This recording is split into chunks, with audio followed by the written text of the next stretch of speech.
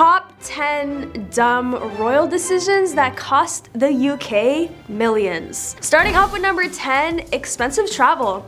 Knowing that they are on the taxpayer's dime, the royal family is careful with their public behavior when it comes to extravagant spending. While there are often extreme expenses associated with major events such as weddings, the royal family has been known to fly on budget airlines and fund some of their own travel. But that isn't always true. A few trips these royals have taken in the past few years came with an outrageously priced bill. Charles and Camilla have somehow managed to spend $530,000 on a tour they took through the Caribbean. Other trips that were pretty pricey were trips taken by Will and Kate, estimating around $130,000. I need to somehow find a way to go on these trips. I know they'd be having a blast. How can you not if you're spending hundreds of thousands of dollars? Just in case you haven't noticed, they're very careful of the public persona. They feel like they have this sense of responsibility to the public that funds their lifestyle.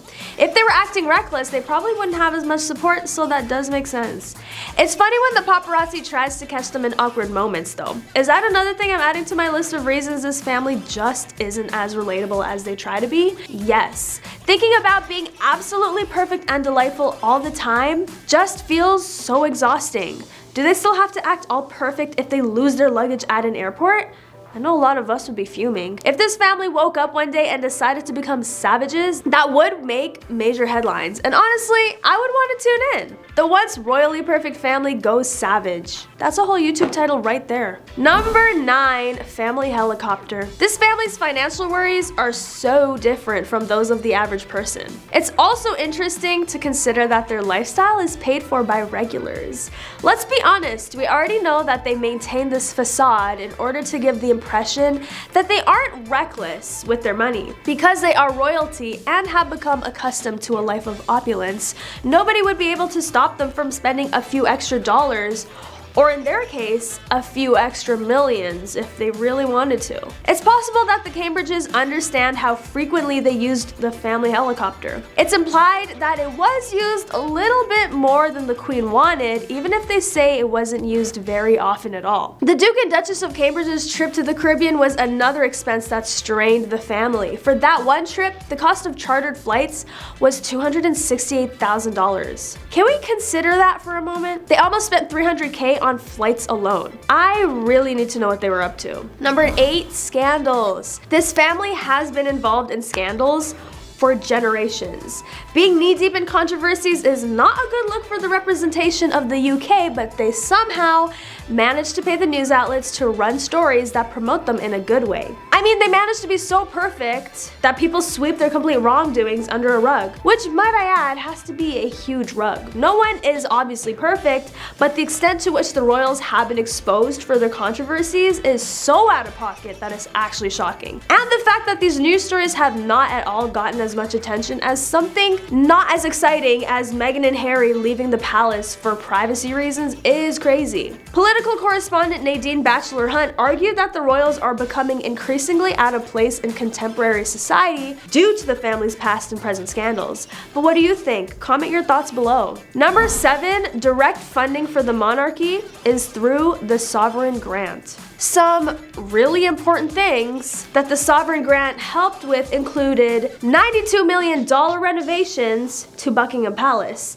Spending close to $100 million on renovations alone cannot possibly be for aesthetic reasons, or for tourists visiting the place. Being royal means their palace and lifestyle has to be as royal as their title, but at that cost?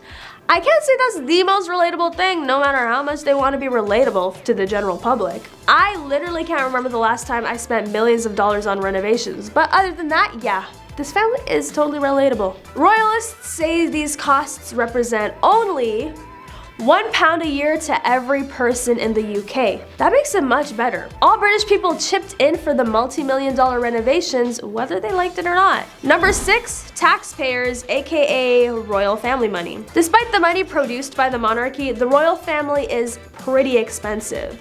Back in 2018-2019, they cost taxpayers $86 million. This was 41% more than the previous year. How does it make sense that there are thousands of people in debt, but the funds towards the royals are increasing. Many agree that the education systems would benefit from this wealth more than old people and babies born into the crown. Not only does the system cost the British public money, but they're also unable to choose which ruler will come next, leaving taxpayers with no power over the system that takes a huge chunk of their money. If you compare the wealth earned by the royals to the people of the country, it drastically changes the picture. The typical earnings of a full-time employee in England falls at around £31,000, while the Queen used to bank around £42.8 million for doing whatever exactly it is that she does. Being born into the monarchy means you will never endure the same struggles as most people. They have no financial worries and aren't expected to work a 9 to 5. The majority of society works hard to achieve a somewhat comfortable life, while others are just handed it. Number 5, taxes. Would you ever voluntarily pay taxes if you had the choice not to? If given the chance, I'm sure a lot of us would opt out of ever having to pay taxes, but the Queen used to voluntarily pay income and capital gains tax since '92 on whatever wasn't used to finance her official work. King Charles has also voluntarily paid income tax on his income from another landed estate, the Duchy of Cornwall, since '93. I think this whole trying to relate to the public is getting out of hand, because why would you voluntarily do something most people ain't doing? But then again, they can't afford to pay taxes, unlike a lot of the taxpayers who are funding their lifestyle. Ironic. In 2016-2017, an estate brought in a revenue of $27 million on which King Charles paid tax of around $5 million. In fact, most of King Charles's official duties are financed from the duchy's income. This income also covers however much the official duties of Camilla, William, and Kate would cost. The working royals in Charles's direct family get revenues from the sovereign grant too, so when Prince Harry and Meghan left, a lot of the royal income was put to a stop, which caused a bit of friction within the family, but mainly because they wouldn't be fulfilling their responsibilities, which makes sense, but being cut cold turkey is very rough. The Queen's own funds are also used for her official duties, which means she doesn't pay tax on that part of her income. So she does pay taxes, just not all of them. Must be nice. Number 4, sovereign grant. Do the royals cost the government money, or do they make it money? The royals draw tourist dollars as well as publicity for Britain. In 2017, the monarchy boosted tourism in the UK by more than $640 million. Yeah, that's a lot of money. Even though the sovereign grant is growing, which means more money for the royals, the Crown Estate still provides a lot of money to the government. Anti-monarchy groups don't really think the royal family brings in money. What do you guys think? Are they just being haters, or do you agree? They think the monarchy costs the country about $400 million a year. It was estimated that the government's cost to protect the family was over $100 million annually. $100 million to protect a family? I mean, that money could have gone towards better causes, like helping with the problem of homelessness or providing money to low-income families, but instead they really said, let's put millions of dollars towards protecting one of the richest families in the world. It might be possible that the royal family would draw an equal amount from tourists while still taking in less money themselves. The historic buildings and memorabilia could likely draw in tourists even if there was no current royal family, so we may never know how much of this additional tourism revenue is actually directly tied to the royal family's current position. After becoming king, Charles hopes to slim down the monarchy with few senior royals involved in public engagements. Harry and Meghan helped out with that. He also spoke about opening more royal properties to the public, a move that could technically bring in more revenue. And even though this might be a smart business move, I still think these anti-monarchy groups might be onto something. I just don't think the royal life needs to be this heavily funded by the taxpayers, but that isn't likely to change. Number 3, royal residences. If the king moved out of Buckingham Palace, he wouldn't have to give up all of his royal residences. Buckingham Palace has been used as the official working and living headquarters of Britain's monarch since 1837. With 775 rooms, it would be used by the king to host state banquets and engagements with world leaders and government officials. It is also a prime location for many milestone events and could become a permanent tourist attraction if the king were to officially move out. The palace is property of the Crown Estate, which the late Queen Elizabeth was the owner of while she was the monarch. However, this would change if the new king was no longer head of state. Number 2, abolishing the monarchy. Did you know there are actually many petitions made to abolish the monarchy? As much support as this family gets, there are people who really don't want to see this established monarchy continue.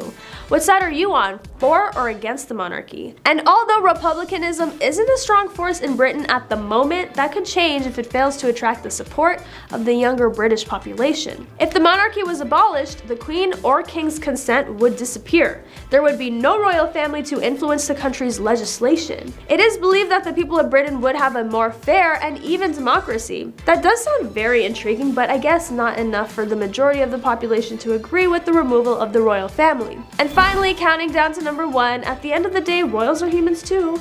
They didn't ask to be born into wealth. Princess Diana and Meghan Markle are living proof that the spotlight can be terrifying and toxic. Even though the royals may be lucky to have a luxurious lifestyle, this attention can be manipulated when needed. For example, the royal family could release unexpected news to remove negative attention from another member of the family. As the British public has no say in who becomes the next monarch, there are many situations that leave people unhappy with who rules. An example of an inadequate leader would be when King Henry VI was crowned at the age of 9. He hadn't lived a year. How was he expected to possess the maturity of running an empire? This obviously is not the current case, however, it shows how much control we have in terms of the royal family. If a ruler is deemed unfit by the general public, they cannot be voted out.